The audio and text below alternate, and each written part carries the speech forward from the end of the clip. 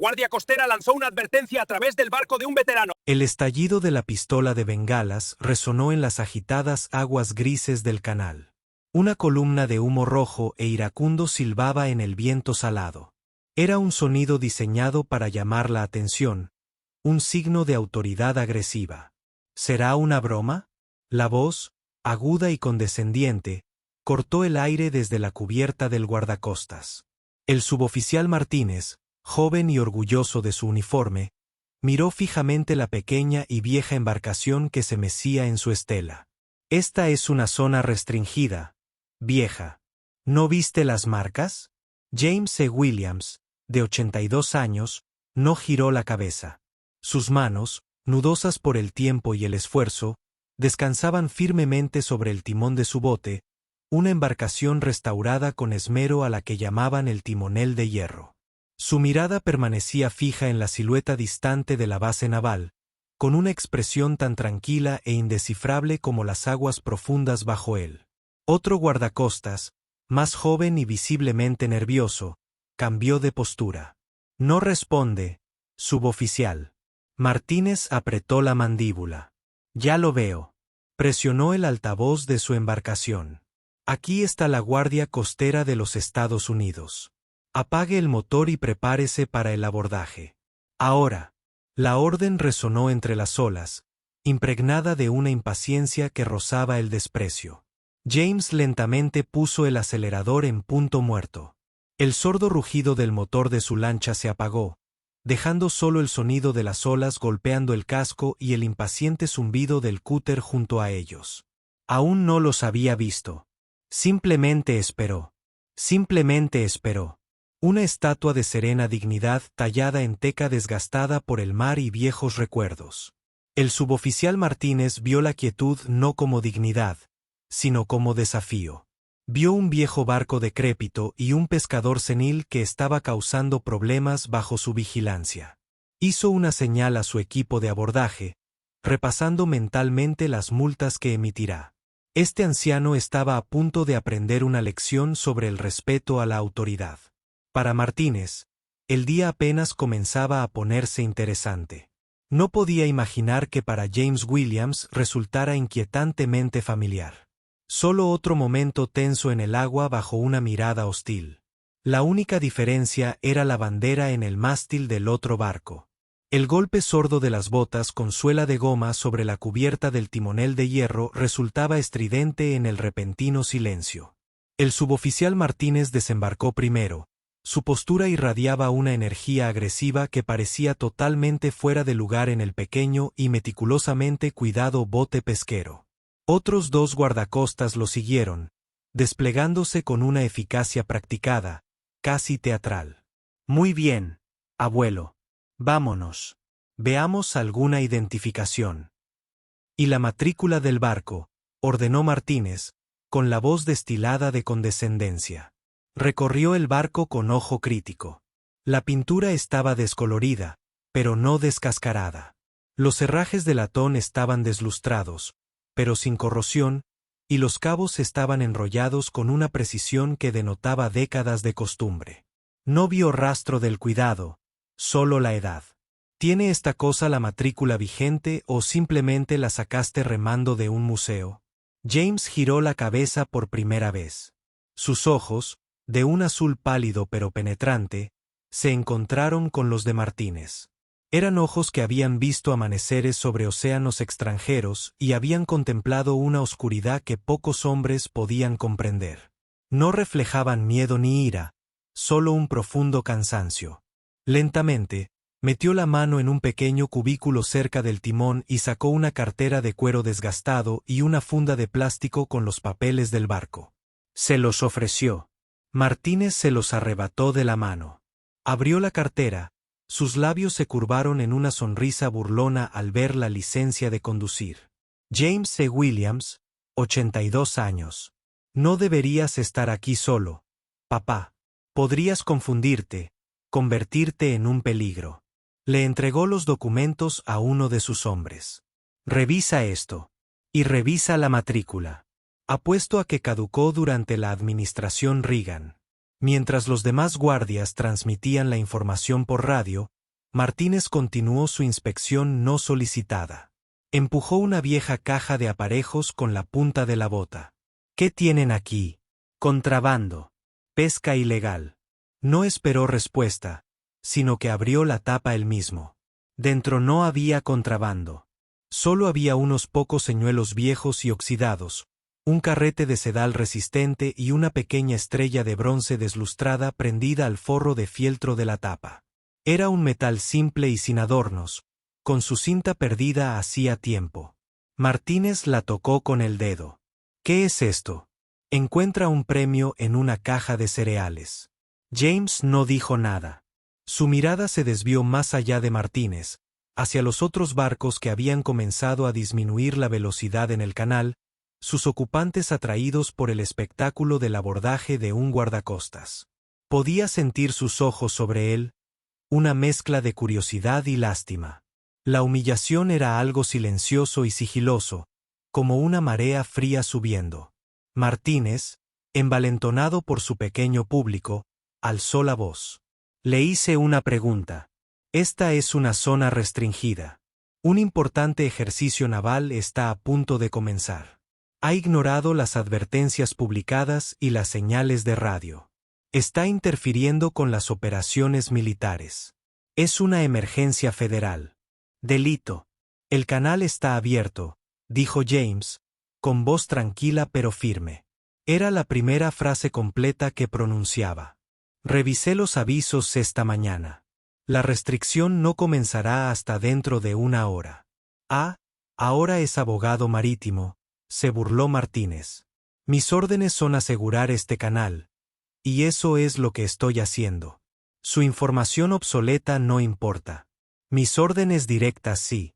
El guardia con la radio levantó la vista con un destello de incertidumbre en el rostro. ¿Suboficial? La matrícula está al día y la identificación es válida. Sin banderas. Martínez hizo un gesto de desdén con la mano, con el rostro enrojecido por la irritación. No me importa. Su presencia aquí viola mis órdenes directas de despejar el carril. No está cumpliendo. Se volvió hacia James, su voz enriqueciéndose hasta convertirse en una amenaza genuina. Recibiste una orden legal para alterar tu rumbo. Te negaste. Tuve que disparar una bengala de advertencia. Estoy casi decidido a confiscar esta reliquia y arrestarla por obstrucción deliberada. Se inclinó más cerca, invadiendo el espacio personal del anciano. Así que, por última vez, dime por qué estás aquí. ¿Por qué ignoras una zona de exclusión federal? Dame una buena razón por la que no debería llevarte a la orilla esposado. La humillación estaba en su apogeo. La multitud crecía. Las acusaciones eran infundadas. Las manos de James, que habían estado tan firmes en el timón, se apretaron en puños a sus costados. Había estado en esta posición antes en un río a medio mundo de distancia, rodeado de fuerzas hostiles, responsable de los hombres a su lado. Pero esto era diferente. Este era su propio país, sus propias aguas. Y la amenaza no era un enemigo extranjero, sino un joven con un uniforme al que una vez había jurado servir. Su silencio no era desafío, sino una presa que contenía un torrente de recuerdos, una vida de violencia y sacrificio que este chico jamás podría comprender. No tenía palabras que tuvieran sentido para él. La estrella de bronce. El dedo burlón del joven oficial hurgando en el metal deslustrado. Mientras la burla flotaba en el aire, las grises y agitadas aguas del canal se disolvieron, reemplazadas por un instante por el marrón fangoso y agitado del delta del Mekong.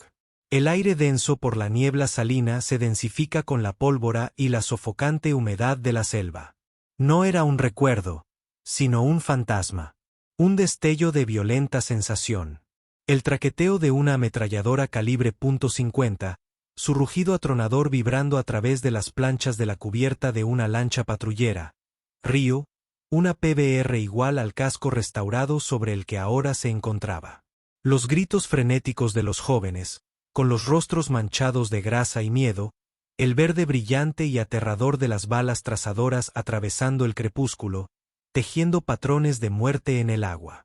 Vio sus propias manos, jóvenes y poderosas, apretando los dos gatillos, contraatacando a un enemigo invisible, oculto entre la densa vegetación de la ribera.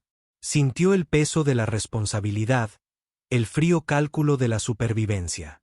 La pequeña estrella de bronce no era un premio de una caja. Se forjó en ese fuego, un símbolo de una noche de decisiones imposibles, un símbolo de hombres que no regresaron a casa. El destello desapareció tan rápido como llegó, dejando a James de pie en silencio en su bote, con el frío del recuerdo mucho más frío que el viento del océano. Entre los barcos que aminoraba la marcha para observar el enfrentamiento se encontraba un elegante velero llamado Wanderer. Al timón iba un hombre llamado David Clark, un capitán retirado de la marina que había pasado 30 años navegando por esas mismas aguas, tanto de uniforme como sin él. Observó cómo se desarrollaba la escena a través de sus binoculares con una creciente sensación de inquietud. Vio la arrogancia en la postura del joven suboficial y la quietud serena e inquietante del anciano. Entonces vio la bengala, un disparo de advertencia. A Clark se le heló la sangre. Disparar una advertencia pirotécnica a una pequeña embarcación civil por una simple violación del canal era una escalada impactante, casi impensable. Era una maniobra para contrabandistas u hostiles, no para un anciano en un barco pesquero. Algo andaba fundamentalmente mal. Enfocó sus binoculares en el anciano. Había algo en su postura, una rigidez familiar que Clark había visto antes en veteranos de guerra. Era la postura de un hombre que había pasado por el infierno y había aprendido a soportar la tormenta, sabiendo que eventualmente pasaría. Bajó sus binoculares hacia el barco, el contramaestre de hierro. No era un barco pesquero cualquiera. El ojo experto de Clark reconoció las líneas distintivas. Era un PBR Mark II muy modificado, un barco de patrulla fluvial, una reliquia de Vietnam, un barco de guerra. Esto está mal, murmuró para sí mismo. Su esposa, sentada en la cabina, lo miró con preocupación. David, ¿qué pasa? Ese chico de la guardia costera está fuera de su alcance, dijo Clark, dirigiéndose ya hacia su radio de barco a tierra. Está a punto de cometer el mayor error de su carrera. Se saltó los canales estándar. Había sido comandante de la base naval cercana hacía una década. Aún tenía memorizado el número directo del centro de operaciones de la base. Lo marcó, moviendo los dedos con repentina urgencia. Una voz nítida y profesional respondió: «Operaciones de la base naval». «Soy el capitán David Clark. Retirado», dijo con voz firme y autoritaria. «Estoy en el canal principal, cuadrícula 7B. Estoy presenciando un abordaje de la Guardia Costera estadounidense a una embarcación civil que se ha intensificado innecesariamente. Han disparado un tiro de advertencia». «¿Un tiro de advertencia, señor? No tenemos informes de...» «Escúcheme», interrumpió Clark. «La embarcación es una PBR reconvertida llamada Iron Coswine. El hombre al que están acosando es un señor mayor. Lo acusan de violar la zona de exclusión del ejercicio. Necesito que verifique el nombre del dueño de la embarcación. Tienen su identificación. Se llama James. James E. Williams». Lo deletreó: Williams. Hubo una pausa al otro lado de la línea, el sonido de alguien escribiendo. Clark contuvo la respiración, mirando al otro lado del agua, al pequeño bote donde se encontraba el anciano, rodeado, mientras su dignidad se desmoronaba poco a poco. Solo esperaba que alguien en ese centro de operaciones tuviera la edad suficiente para conocer el nombre. Esperaba que la Armada no hubiera olvidado sus leyendas. Dentro del tranquilo y climatizado centro de operaciones de la base naval, el teniente comandante Evans atendió la llamada. Su expresión inicial fue de leve molestia. Un capitán retirado que llamaba para quejarse de la Guardia Costera no era inusual, pero era un dolor de cabeza jurisdiccional. Obedientemente, escribió el nombre en la base de datos de servicios compartidos: Williams James C. Esperaba ver una lista de licencias de pesca y tal vez una infracción de estacionamiento. En cambio, la pantalla parpadeó y se rellenó con un archivo de datos tan marcado que brilló en rojo. Acceso restringido. Apareció un mensaje. Se requiere autorización de nivel 5. Comandante de la base Node-AI, inmediatamente. Evans miró fijamente la pantalla. Nunca había visto una bandera tan alta en un expediente civil. Rápidamente escribió sus credenciales para anular la solicitud de más información. La primera línea de texto que apareció le dejó sin aliento. Receptor. Medalla de honor. Se le heló la sangre. Se puso de pie de un salto, tirando la silla al suelo. Llamen al almirante. Gritó, con la voz quebrada por una urgencia que silenció a toda la sala. Llámenlo ahora mismo. Los operadores se apresuraron. Su calma se hizo añicos.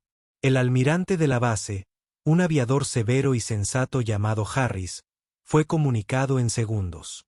¿Qué pasa, Evans?, balbuceó Evans, leyendo en la pantalla, con la voz ligeramente temblorosa. Tenemos un problema en el canal. La Guardia Costera ha interceptado una embarcación civil. Señor, el propietario es James E. Williams. Hubo un momento de profundo silencio en la línea. El nombre flotaba en el aire, cargado de historia. El almirante Harris lo supo al instante. Todos los oficiales navales lo supieron. Era un nombre pronunciado con reverencia en los pasillos de Annapolis y en los comedores de los portaaviones. Una leyenda. ¿Está seguro? La voz del almirante era baja, peligrosa. Confirmado, señor. Está en su bote, el contramaestre de hierro. La Guardia Costera lo tiene a punta de pistola. El testigo, el capitán Clark, informa que dispararon un tiro de advertencia. Una retahíla de maldiciones, agudas y venenosas, brotó del extremo de la línea del almirante. Esos vaqueros.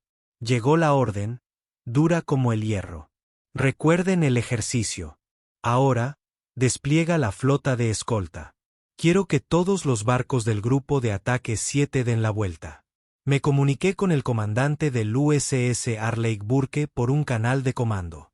Su nueva misión es rendir honores. Y consíganse un helicóptero. Voy allí yo mismo. Muévanse. De vuelta al agua. El suboficial Martínez ignoraba la tormenta que había desatado. Solo sabía que tenía al viejo acorralado. James Williams se había negado a responder a sus preguntas, ofreciendo solo lo que Martínez percibió como un silencio desafiante. Se le había acabado la paciencia. Ya no se trataba de una violación del canal. Se trataba de afirmar su autoridad. Se acabó. Ya no juego más, declaró Martínez, sacando unas esposas del cinturón. El clic metálico resonó en el aire tenso. Eres testarudo, desobediente y un peligro para la navegación. Te arrestó. Incautaremos esta chatarra y vendrá con nosotros. Dejaremos que los médicos en tierra determinen si eres competente para operar una embarcación. Extendió la mano y agarró el brazo de James. El toque fue brusco, con la intención de intimidar. Fue la extralimitación definitiva e irreversible. Estaba poniendo sus manos sobre un hombre que había comandado barcos bajo fuego enemigo, un hombre que se había enfrentado a la muerte misma. Estaba tratando a un héroe como a un delincuente común, y lo hacía a la vista de un público cada vez mayor. En su mente, estaba consolidando su control. En realidad, estaba sellando su destino. James no se resistió. Simplemente permaneció allí, con el brazo agarrado por el joven oficial. Sus pálidos ojos azules finalmente se alzaron para mirar por encima del hombro de Martínez hacia el horizonte. Comenzó como una vibración, un zumbido de baja frecuencia que parecía resonar no en los oídos, sino en la cavidad torácica. Era una sensación más que un sonido, el zumbido de una inmensa potencia moviéndose a través del agua. Martínez se detuvo, con las esposas aún en la mano, un destello de confusión en su rostro. El sonido creció, profundizándose en un coro inconfundible de enormes motores de turbina. Entonces, aparecieron. Atravesando la bruma matutina en el horizonte no había un solo barco, sino una flota. A la cabeza, un coloso gris, con su elegante casco angular cortando las olas con gracia depredadora, un destructor de misiles guiados clase Arleigh Burke. Flanqueando, un crucero clase Ticonderoga y 2 fragatas. Y detrás de todos ellos, tan vasta que parecía bloquear el cielo, se alzaba la imponente silueta de un portaaviones clase Nimitz, con su cubierta de vuelo repleta de cazas. Todo el grupo de ataque naval, que se dirigía a un importante ejercicio, había dado la vuelta y se dirigían directamente a ese único punto del canal. Un rugido resonó en el cielo. Una escuadrilla de 4 F-18 Super Hornets en perfecta formación de diamante rugía a baja altitud. No estaban en un vector de combate, sino en un paso ceremonial. Inclinaron las alas en un saludo seco al pasar directamente sobre la pequeña y desgastada cubierta del timonel de hierro. El paso fue tan bajo, tan ruidoso que sacudió el aire, haciendo vibrar los herrajes del guardacostas y enviando oleadas de conmoción sobre el agua. Martínez y sus hombres retrocedieron tambaleándose, tapándose los oídos instintivamente, con el rostro pálido de asombro e incredulidad. Esto no era un ejercicio. Esto era algo completamente distinto. Esto era para él. El destructor líder, el USS Arleigh Burke, no aminoró la marcha hasta que su enorme proa se cierne sobre el pequeño guardacostas, proyectándose en una sombra colosal. Su magnitud era aterradora. El guardacostas era un juguete comparado con este gigante marino de acero. A lo largo de toda la borda del destructor, de proa a popa, se encontraban cientos de marineros. No vestían sus uniformes de faena, sino sus inmaculados uniformes blancos de gala, de pie, hombro con hombro, en perfecto descanso de desfile. Era un gesto de supremo honor, una ceremonia conocida como ocupar la borda. Un único y ensordecedor sonido de la sirena del destructor resonó en el agua. No una advertencia, sino un saludo formal. Entonces, una voz, amplificada por el potente sistema de megafonía del barco, retumbó con una claridad que atravesó el ruido del motor en el viento. Era la voz del capitán.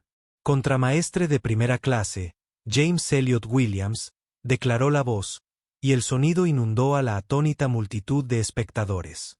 No se dirigía a la guardia costera. No se dirigía a nadie más. Solo se dirigía al anciano del barco pesquero. Es un honor para la Armada de los Estados Unidos estar en su presencia. Estamos aquí para escoltar. El suboficial Martínez se quedó paralizado. Las esposas cayeron de sus dedos entumecidos y resonaron en cubierta. Su rostro había pasado del rojo de ira a la palidez de un horror incipiente y repugnante. El nombre, James E. Williams, no significaba nada para él, pero claramente lo significaba todo para la Armada de los Estados Unidos. La voz del capitán continuó, y ahora recitaba algo de un guión, con un tono lleno de reverencia, por su notable valentía e intrepidez arriesgando su vida más allá del deber. El 31 de octubre de 1966, el contramaestre de primera clase Williams, comandante de patrulla fluvial de 2 embarcaciones, lideraba su patrulla contra una concentración de guerrilleros del Viet Cong. La historia de ese día se desarrolló sobre el agua, un relato de heroísmo tan profundo que rozaba lo increíble.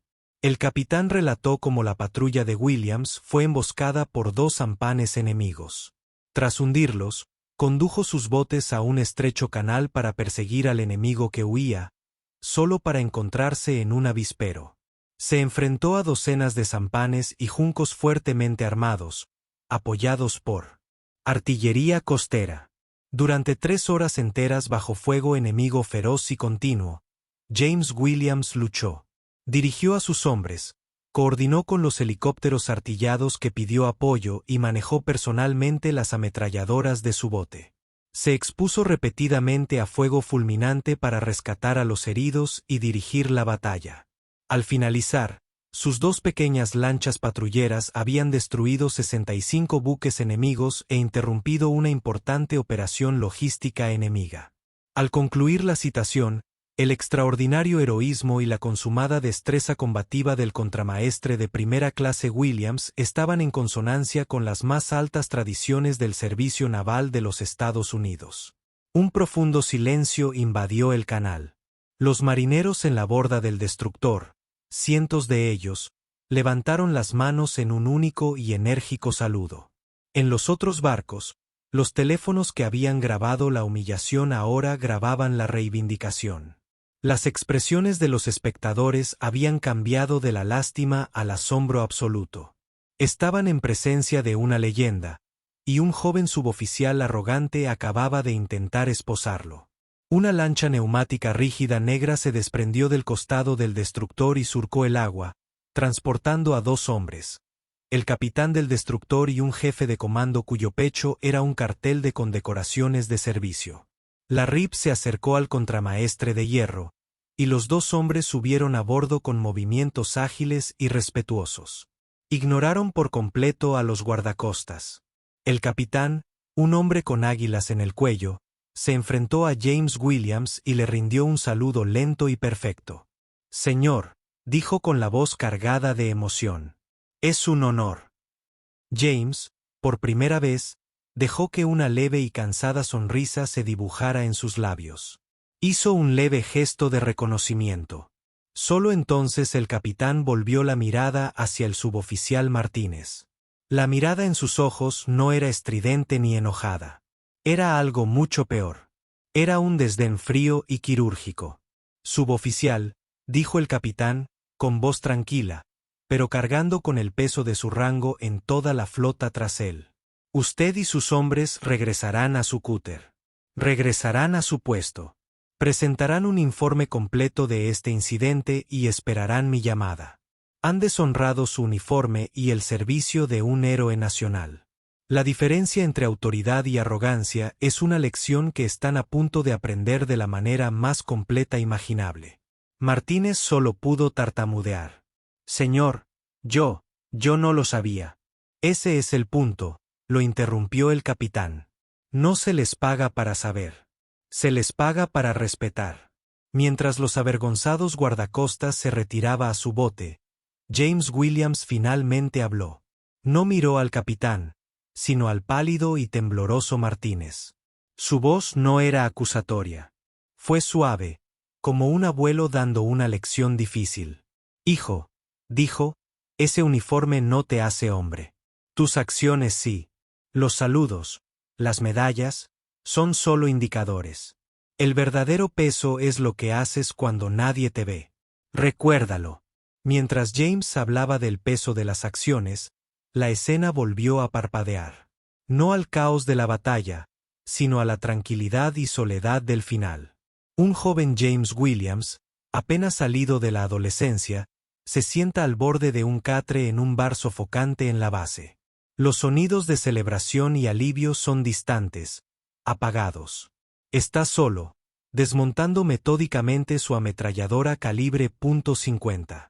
Sus manos se mueven con precisión autónoma. Su rostro no es triunfal. Está grabado con el profundo agotamiento y la tristeza de un sobreviviente.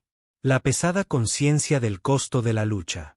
La estrella de bronce que recibiría más tarde, ahora prendida en su caja de aparejos, era solo un trozo de metal. El verdadero emblema perdurable de ese día fue el peso silencioso que llevaba en su memoria. Las consecuencias del incidente fueron rápidas y decisivas. El informe oficial del capitán del destructor, sumado a la intervención personal del almirante y a docenas de videos de celulares de navegantes civiles indignados, desató una polémica en el mando de distrito de la Guardia Costera. El suboficial Martínez y su tripulación fueron reasignados inmediatamente a tareas en tierra a la espera de una investigación completa. La respuesta institucional fue significativa. La Guardia Costera emitió una disculpa pública formal a James C. Williams, la cual aceptó discretamente. Más importante aún, exigieron un nuevo programa de capacitación para todo el personal, desarrollado en colaboración con la Armada. Se trataba de un curso sobre historia militar, respeto entre servicios, específicamente, la identificación adecuada y el trato cortés a los veteranos. Se conoció coloquialmente como el Protocolo Williams. Pasaron los meses. Las estaciones comenzaron a cambiar. Una fresca tarde de otoño, un joven vestido de civil entró en una pequeña y polvorienta tienda de cebos y aparejos en el paseo marítimo. Buscaba un tipo específico de sedal cuando vio a un anciano en el mostrador, pagando una pequeña bolsa de camarones. Era James Williams. El joven, un exsuboficial llamado Martínez, sintió un nudo de vergüenza y ansiedad en el estómago. Había pasado por una revisión disciplinaria, había pasado semanas en entrenamiento de recuperación y había repasado sus arrogantes acciones miles de veces en su mente. Dudó, luego respiró hondo y se acercó. Se mantuvo a una distancia respetuosa hasta que James terminó su compra. «Señor», dijo Martínez, con voz tranquila, despojada de toda su antigua bravuconería. James se giró, sus ojos azul pálidos lo observaron sin malicia. Lo reconoció al instante. «Yo solo quería decir que lo siento». Martínez tartamudeó, con la mirada fija en el suelo, «por mi conducta. No hay excusa. Me equivoqué». James Williams miró al joven un largo instante. No vio al oficial arrogante de aquel día, sino a un hombre humilde que había aprendido una dolorosa lección. Asintió lenta y deliberadamente. No fue un gesto de perdón efusivo, sino de simple y silencioso reconocimiento. Asunto zanjado. Recogió su bolsa de cebo, la situación cambió. James dijo, con voz tranquila y serena, que la pesca será buena esta noche. Salió de la tienda, dejando a Martínez de pie junto al mostrador, sintiendo el inmenso peso de un simple y elegante acto de cierre. La historia de James Williams nos recuerda que los héroes caminan entre nosotros, a menudo de la forma más discreta. Su valor no siempre se exhibe, pero es un legado que inspira nuestro más profundo respeto. Si te conmovió esta historia de honor y reivindicación, dale a me gusta a este video, compártelo con otros y suscríbete a Better en Valor para conocer más historias de valientes.